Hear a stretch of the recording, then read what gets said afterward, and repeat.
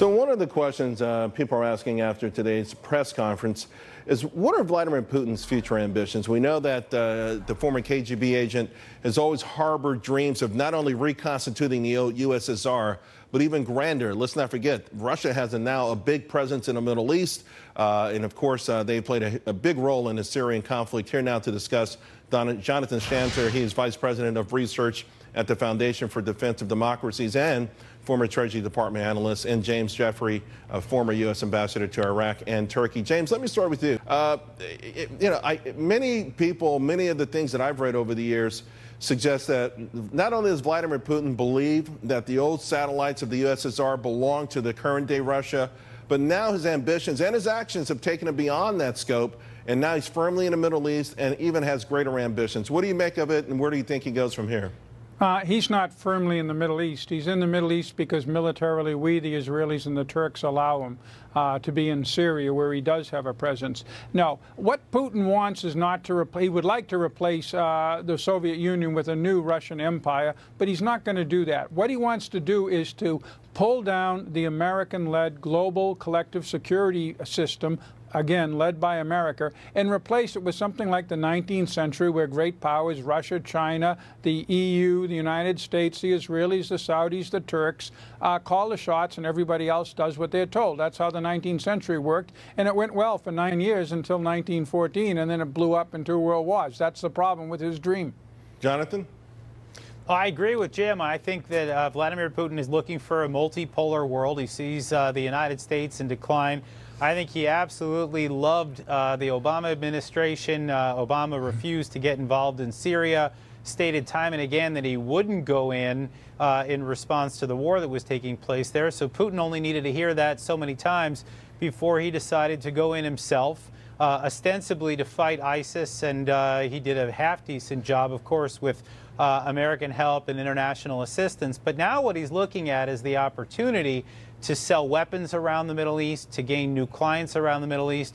He's cozied up with Iran. He's cozied up with Hezbollah and the Assad regime. And I think we can expect him to double down on that, primarily because we really didn't hear much from the president today telling him that that was not how responsible actors on the world stage act. Although, let me jump in there, because although I did hear President Trump mention China Xi very early in the conversation, could one of his goals today have been to sort of play them off each other, which has been done historically, and considering how rapidly China is growing in the world, maybe Russia can play a role with us checking their ambitions, Jonathan?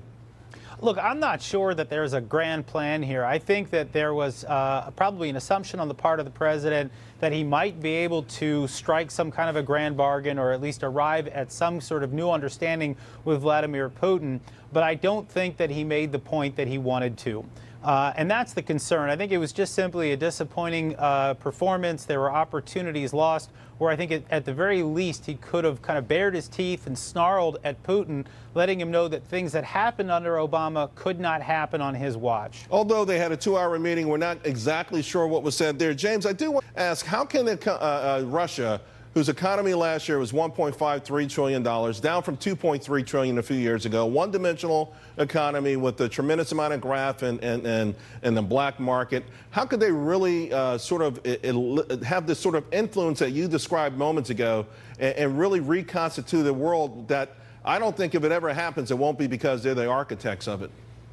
You're absolutely right. They're as successful as they are, first of all, because Putin is a master. And this summit, and I'll get back to that in a second, in the choreography was masterful from Putin's standpoint. Secondly, he plays his cards very well, as in Syria. He's everybody's friend. But again, I do think that Trump was trying to find Russia as an ally against China, because Trump realizes, and he's done more than anybody else has done against China, particularly on the trade and economic side, that that's the real challenge we face in the 21st century. The problem is Putin may not play along. The one takeaway, however, is I agree.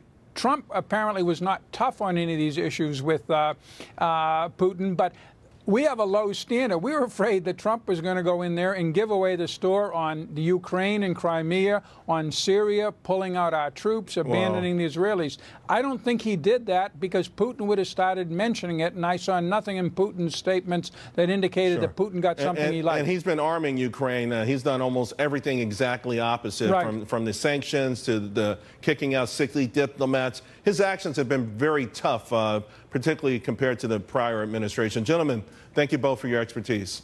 Thank you. Thank you.